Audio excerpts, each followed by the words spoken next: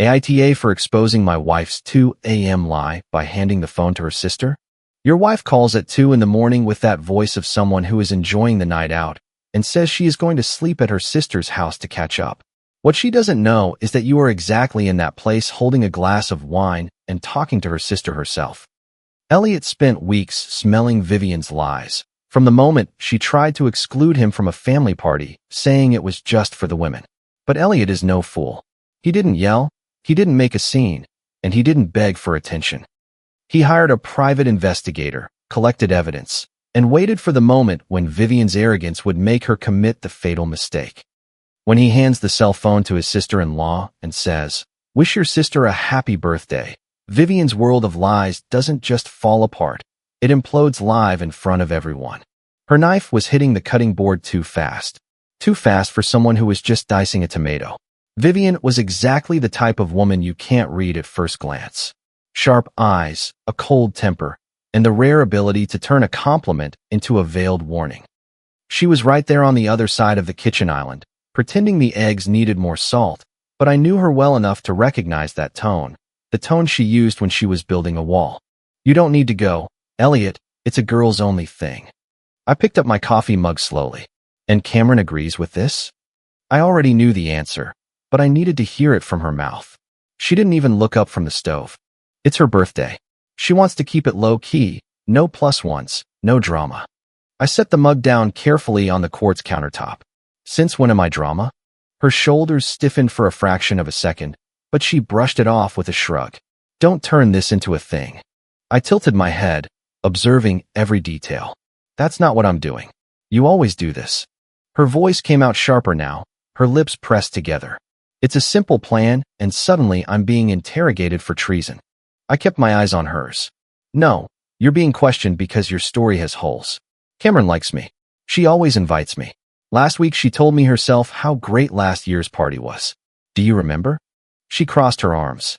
"I don't owe you an accounting of every event I attend. This one is for the girls. Period." "Then why did you lie?" She blinked. "What do you mean? You only mentioned it this morning. Only when you thought I wouldn't notice. That isn't planning. That's hiding." Her jaw tensed.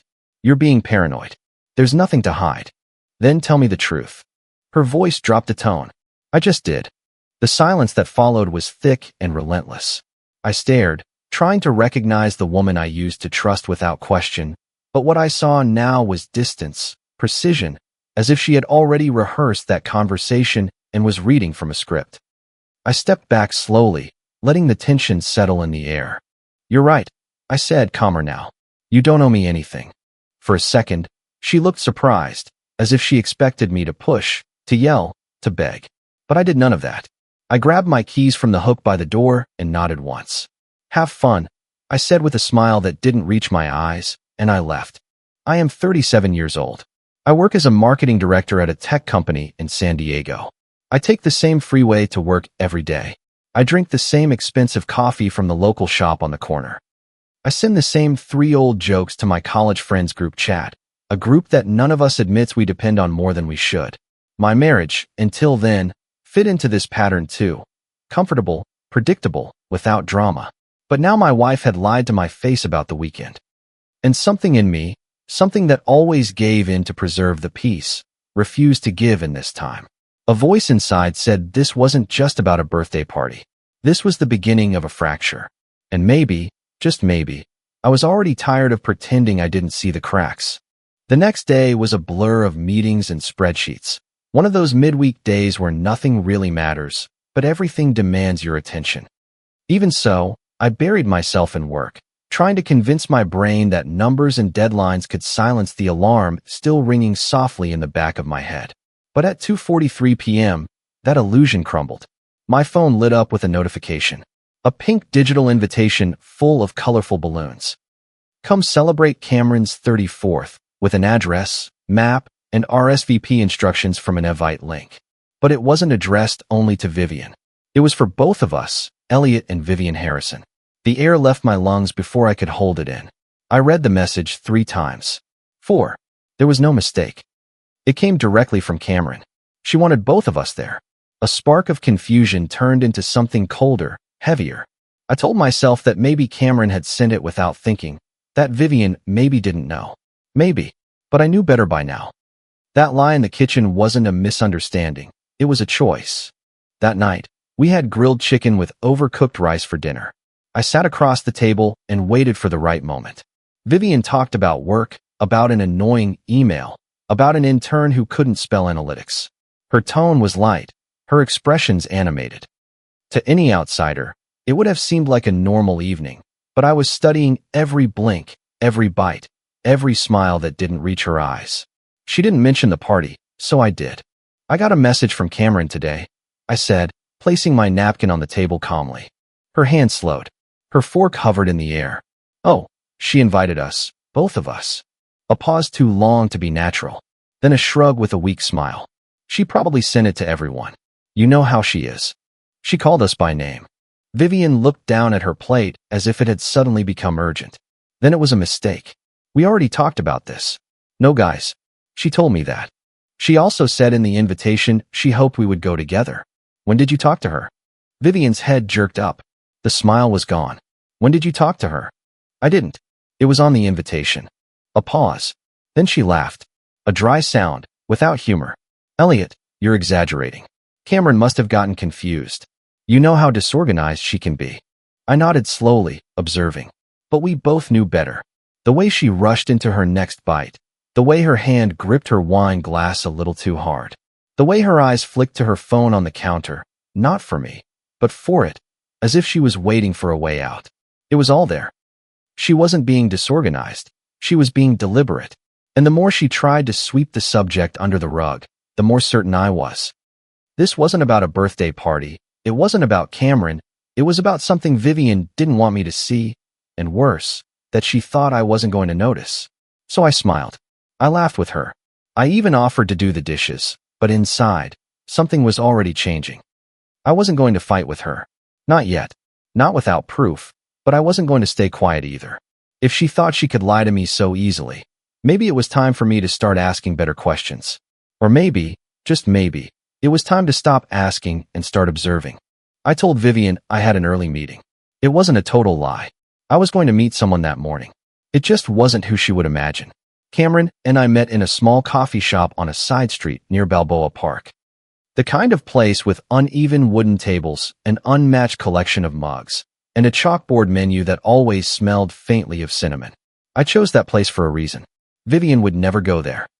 Cameron arrived 5 minutes late, her face flushed from the wind and smiling like someone who had just won the lottery. Elliot, what a nice surprise. What's the occasion?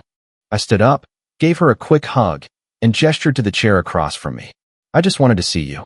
It's been a while. She laughed while taking off her coat. Well, clearly not that long. You guys got the invite, right? I stirred my coffee slowly. We did. She leaned in, taking a sip of her latte. I didn't know if you were going to be able to make it. Vivian told me you two had plans that weekend. My hand froze mid-stir. What do you mean? She tilted her head, suddenly confused. Are you not going out of town or something? No. She told me she was going alone, that it was just for the girls. Cameron leaned back in her chair slowly. Wait, seriously? No. I invited both of you. She told me you weren't going because you had something going on and that she was going to bring someone instead. A strange pressure started building behind my ears. Someone. Cameron hesitated. Yeah, I assumed it was a coworker or an old friend. She didn't say a name. She just said you two couldn't make it and that she would drop by for a bit. The words echoed louder than anything. I didn't move. I didn't ask any more questions. You know what? I said, forcing a laugh. It must have been a misunderstanding on my part, my fault. Cameron smiled, still clearly baffled, but too polite to press. I stood up and brushed some imaginary crumbs off my pants. Thanks for seeing me. And hey, let's keep this between us. She smiled again, warmer this time. Secret coffee meeting. Got it. We hugged, and I walked out of the coffee shop into a breeze that cut deeper than before. I stood on the sidewalk for a long minute, just watching people go by. Couples laughing, people walking dogs, a guy trying to parallel park for what felt like an eternity. The world kept spinning as if nothing had changed. But for me, something had changed, not because of what Cameron said, but because of the naturalness with which she said it. The way Vivian's lie came out of someone else's mouth, as if it were common knowledge that I wouldn't be there, as if I had already been written out of the narrative. Vivian hadn't just lied. She had rewritten the entire story, and someone, a man I didn't know, had been put in my place. Still, I didn't say anything when I got home. Vivian was on the couch, phone in hand, legs tucked under her body, like any other Tuesday. She looked up, gave a quick smile, and went back to scrolling. I made dinner in silence. I washed the dishes. I even asked if she wanted tea before bed. She declined, but didn't notice the way I was studying her. Not her phone this time, her face. The way her eyes lit up when certain names appeared on the screen. The way she subtly tilted her cell phone whenever I walked by. I didn't say a word, because something had shifted. Now I was no longer looking for answers. I was collecting evidence. I never thought I would be the kind of man to hire a private investigator. But standing there in front of Miles Grayson's office, squeezed between a vape shop and a closed-down travel agency, I realized that's a phrase you only use when your life still makes sense. Miles's place was dimly lit, almost cliché in its aesthetic. Frosted glass with his name engraved in block letters, dark wooden blinds that barely let the light in, and a desk piled with files that seemed to belong to another decade. He stood up when I walked in. Tall, sharp, maybe in his early 50s. His handshake was firm, his expression neutral, the kind of man who doesn't ask unnecessary questions until it matters. Elliot Harrison, he said, gesturing to the guest chair. You mentioned your wife in the message? I nodded. My voice came out lower than I expected. Yes, Vivian. He waited with his pen hovering over his notepad. What exactly are we looking for? I didn't show emotion. I didn't talk about betrayal or sleepless nights, or how I had memorized the sound of her notifications just to try to guess who was texting. Instead, I laid out the facts. She told me she's going to her sister's birthday party alone. The sister sent us an invitation addressed to both of us. When I asked her, she said it was a mistake on Cameron's part, that it was a girl's thing. Miles jotted something down and nodded. But when I met Cameron for coffee, I continued. She was surprised. She said Vivian had told her I wasn't going and that she might bring someone else. That made him pause. He looked up, registering the weight of my words. Someone else, meaning. She didn't say. I replied in a flat tone. Just that it was a friend, but I have a gut feeling it's not someone I would consider a friend. He tapped his pen on the pad. Do you want me to follow her? I nodded discreetly. I'm not looking for drama. I just need the truth. Before I confront her, I need to know exactly what's going on. Miles leaned back, crossing his arms. And if it is what you're thinking, what's the plan? I'll deal with it calmly. Legally. But I'm not going into this blind. He nodded once, clearly respecting the restraint. She has routines, regular spots, places she frequents when she thinks you aren't looking. She has been going out more after work lately. She says it's errands, coffee, vague meetups with old friends. I don't ask anymore, but recently she started locking her phone. She used to leave it everywhere. Now it's always face down or in her pocket. Miles offered a thin smile. That's usually where the trail starts. He wrote down a few more things, asked for her license plate, car model, and her workplace name. I gave him everything without hesitation. I'll start tomorrow, he said, standing up. Give me a few days. I'll get in touch if anything concrete comes up. I shook his hand again and left the office with a strange feeling, equal parts guilt, dread, and determination. Hiring him felt like crossing a line, but not knowing the truth, that was eating me alive inside. That night, I came home to the smell of takeout food. Vivian was already curled up on the couch, a glass of wine in one hand, her phone in the other. She barely looked up. Rough day? I asked, hanging up my coat. She nodded. Work is crazy. No mention of who she had seen, no mention of what she had done. No explanation for why she looked so rested for someone who claimed to be exhausted 2 days ago.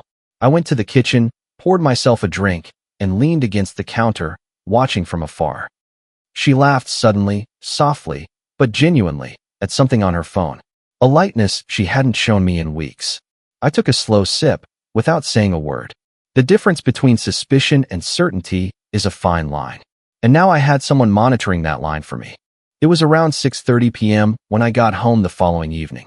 The sun had already set, and the last orange light of the San Diego coastline bled through the blinds.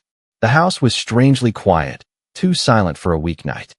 I walked in slowly, my shoes soft against the hardwood floor, and I heard it before I saw it. The quick click of a screen being locked. I turned the corner just in time to see Vivian shove her phone into her hoodie pocket, her face flushed, breathing slightly faster than normal. She smiled, but the kind that didn't reach her eyes. "Oh, you're home early." "Traffic was good," I replied, keeping my tone even. I dropped my keys on the tray by the door and walked to the kitchen, grabbing a glass. She hadn't moved. She was still standing by the window, one hand nervously brushing her shirt sleeve. I kept my back to her, opening the fridge. "What's for dinner?" "I was thinking about leftovers or ordering something," she said, trying to sound casual, with too much effort. I closed the fridge. "Have you texted someone already?" A pause. "Not yet." I turned around slowly, letting the silence stretch out. "You seemed pretty busy with your phone just now." Her gaze met mine. Brief, defensive. "I was texting Cameron." "Oh." A pause. "Great. I'll ask her tomorrow then." Vivian blinked. "You're going to see her tomorrow?" "Too fast." I shrugged. "She invited me to pick out a gift together for your mom's thing next week. I thought I'd tag along." A blatant lie, but delivered so naturally that even I almost believed it. Vivian's lips pressed into a thin line. She didn't mention anything to me. She must have forgotten. The atmosphere was tense now, quiet, but stretched like a rubber band about to snap. Vivian turned her back, pretending to tidy some magazines on the coffee table. Then, out of nowhere, she turned and asked, "Why are you acting like this?" I tilted my head. "What do you mean?" "Passive, distant, always looking at me like I did something wrong." I set the glass down carefully. "Maybe I'm starting to see things more clearly." Her jaw tightened. "So now I can't have privacy." I took a step forward, lowering my voice. "Privacy isn't the same thing as secrecy. You used to know the difference." And that was when the first real crack appeared. She grabbed her phone again. Not discreetly this time. Possessively, as if it were a shield. "Show me," I said calmly, but without hesitation. "You're talking to Cameron, right? Then it doesn't matter." Her face hardened. "You don't trust me." I smiled. It wasn't a kind smile. "You've given me very few reasons to trust you." The storm came then, not with yelling, but with icy precision. Vivian fired off a string of accusations, painting me as controlling, insecure, and paranoid. She positioned herself as the misunderstood partner, unfairly scrutinized for simply wanting space. But I didn't take the bait. "No, this time you locked your phone as soon as I walked in," I said calmly. "You weren't talking to your sister. And the last time I asked a question, you lied to my face about a party." Her mouth opened, then closed. She knew I knew. Still, she tried one last defense. "I don't owe you an account of every second of my day." "No," I agreed. "But you owe me honesty, and lately I have to look for it everywhere except from you." The air grew cold, not from the weather, but from what wasn't being said. She turned and walked down the hallway, slamming the bedroom door hard enough to make the picture frames on the wall rattle. I didn't follow her. I sat alone in the dim light of our quiet house and pulled out my phone. No message from Miles yet, but I knew it was coming. And whatever it was, I was ready, because that night had confirmed what I had been feeling from the beginning. The truth wasn't hiding. It was just waiting to be exposed. Saturday arrived with the weight of inevitability. I wasn't expecting peace anymore. What I expected was clarity. And at 3:12 p.m., it arrived. Miles's message was short, efficient, and brutal. "Your wife met a man outside Margot Cafe. 1:17 p.m. Walked together to the indoor parking structure. Got into his car. Gone for 42 minutes. No public physical contact, but clear familiarity. Photos to follow." I kept staring at the message until the words stopped making sense. Not because I was shocked, but because I wasn't. I had braced myself for that truth, wrapped myself in it like armor. Still, seeing it written by someone with no reason to lie brought a strange stillness. Not anger, not despair. Confirmation. Vivian wasn't just distant. She was gone. I replied, "Thank you. Keep it discreet. Keep watching." Then I slid the phone into my pocket and walked into the nearest jewelry store. The clerk greeted me with a smile. "Looking for something special?" I nodded and picked out a necklace with a delicate gold chain and a small sapphire pendant. Cameron's birthstone. Elegant, understated, something she wouldn't expect but would appreciate. "It's for a birthday," I said while signing the receipt. When I got home, Vivian was already in the bedroom with the door ajar, her voice low. She didn't know I had returned. I didn't stand around listening. I didn't need to. I placed the wrapped box in my drawer, locked it with the key, and went to the kitchen to cook dinner. I knew she wouldn't eat. We didn't talk much that night. She was tense, checking her phone more than her reflection. She jumped when I asked if she was going to sleep at Cameron's house after the party the next day. Probably, she mumbled. It'll get late, and we'll be chatting. I nodded. Makes sense. Give her my best. She didn't meet my eyes. When she left the room, I looked at the door. I wasn't planning to stop her. Let her go. Let her lie one more time. Because I wasn't going to confront her in private. I was going to let the truth do that for me, in public, with no room for doubt.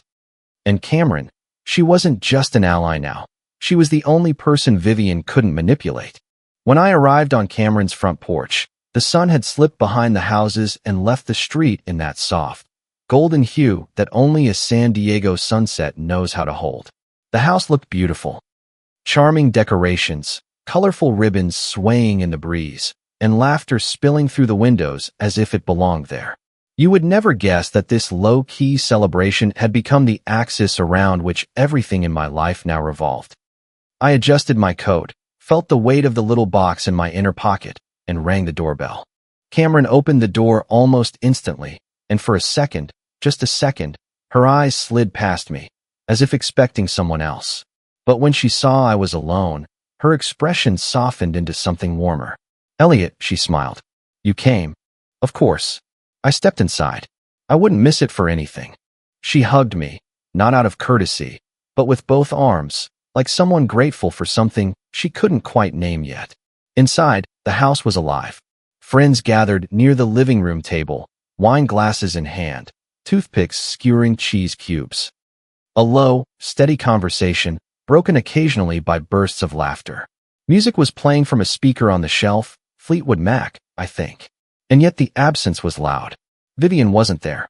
No trace of her perfume, none of her carefully calibrated laughter. Just an empty space where she should be. Cameron led me to the kitchen where the real action was happening. Cake being decorated, gifts piled on the counter, someone trying to open a bottle of Prosecco with excessive enthusiasm. Are you okay? She asked quietly when no one else was around. I nodded. I'm fine. You. Her eyes stayed on mine for a second longer. Let's just say I'm glad you're here.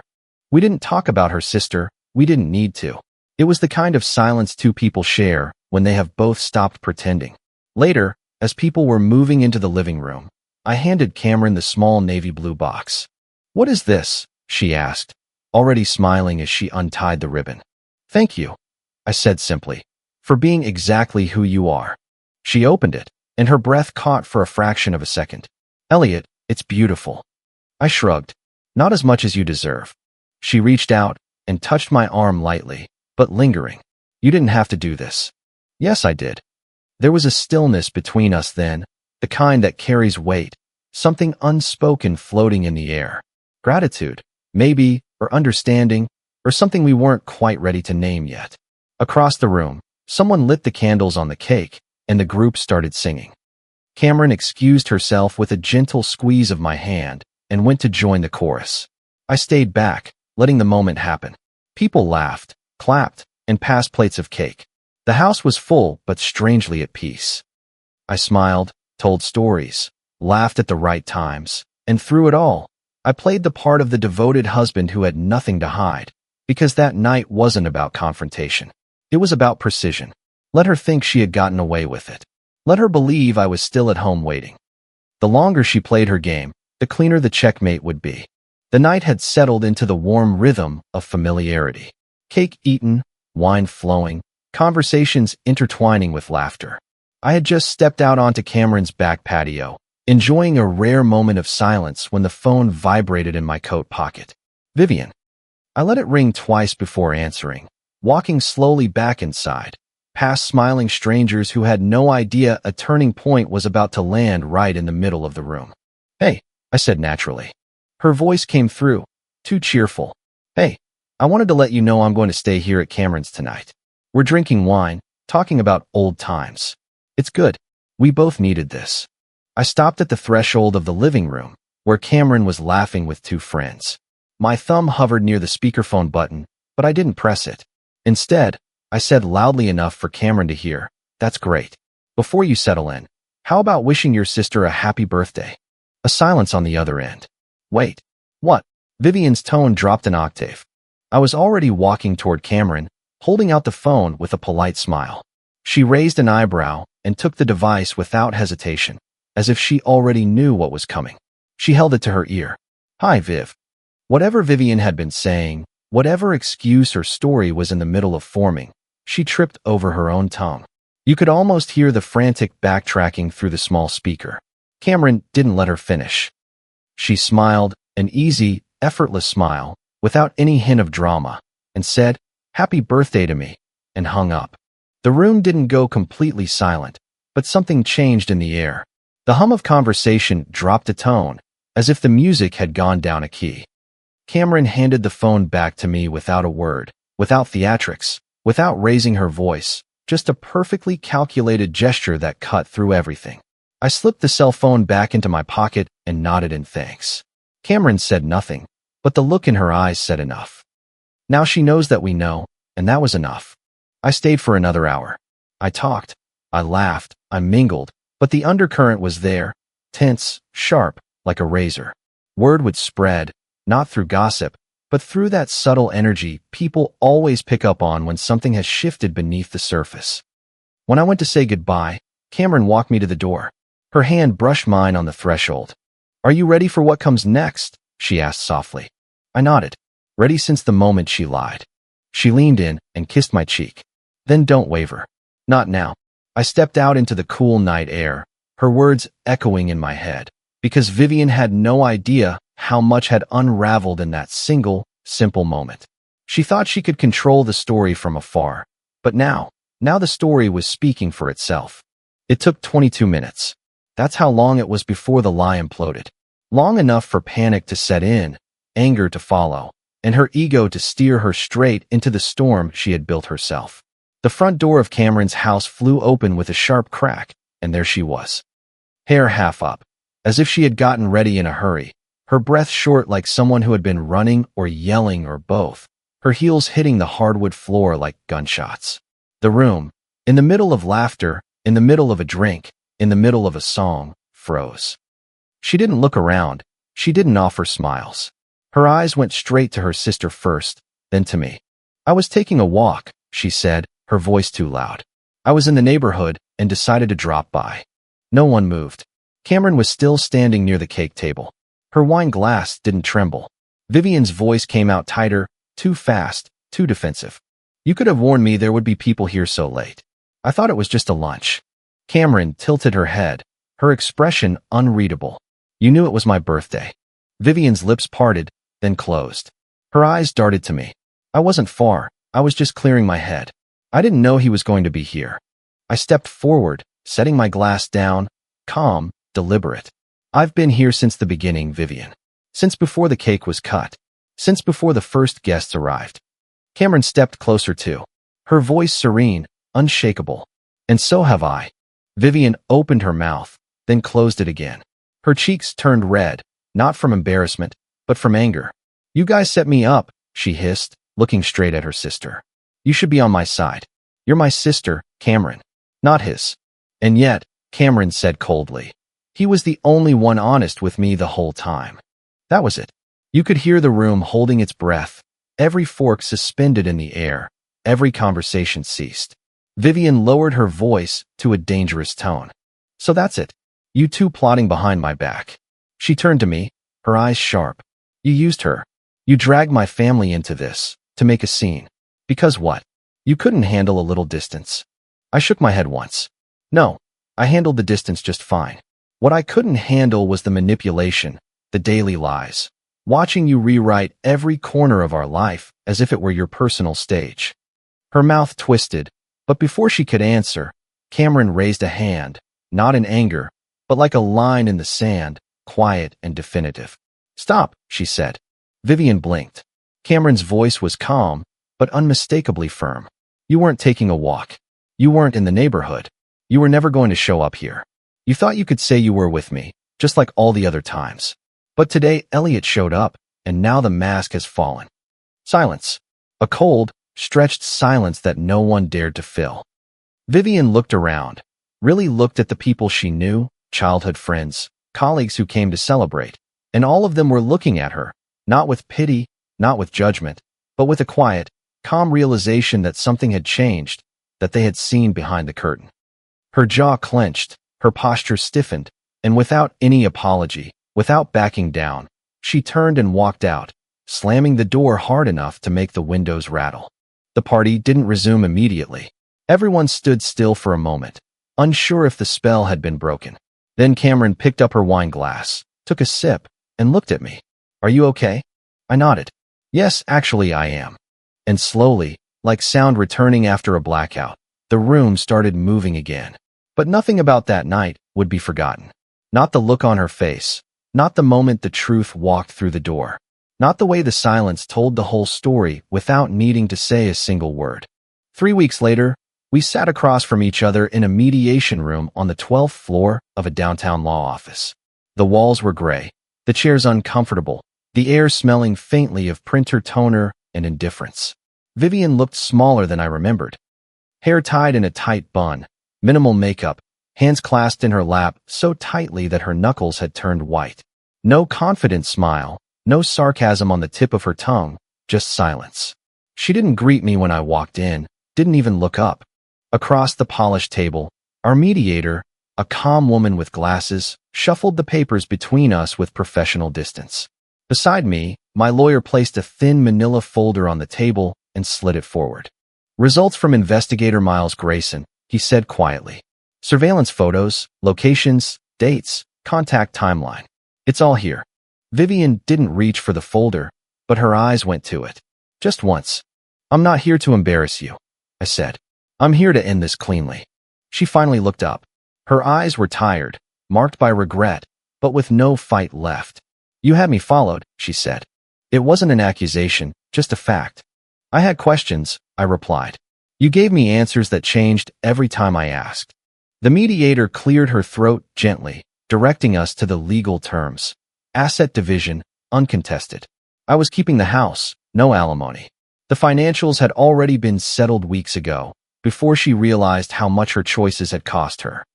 Because it was no longer just about the inappropriate relationship. The man Miles had identified vanished shortly after the confrontation. I didn't have to lift a finger. The fallout took care of itself. According to the final report, he cut off contact the very next day, disappeared completely. And there she was now, signing papers with hands that wouldn't stop shaking. She paused on the last page. "I didn't want it to get this far," she said, her eyes fixed on the signature line. I didn't answer, not out of coldness, but because there was nothing left to say. She had wanted control, secrecy, and consequences kept at bay by a threat of lies, but she never expected to lose the script nor the audience. She signed with a slow, reluctant drag of the pen, without protest, just acceptance. She didn't ask for a final word. She didn't offer an apology. When she slid the folder back to the mediator, she looked at me one last time. There was something empty in that gaze. Not hatred, not sadness, just the quiet recognition of someone who reached the end of the line and found no one waiting. I stood up, buttoned my jacket, and nodded politely. "Goodbye, Vivian." She didn't answer, and that silence, after everything, was the truest thing she had ever given me. It was a Sunday like any other. A gentle breeze, pale light on the grass, the sound of children playing somewhere in the distance. I was sitting on a bench in Balboa Park, hands in my coat pockets, watching the trees move in the early spring wind. Then, I felt her hand slide into mine. "Cameron."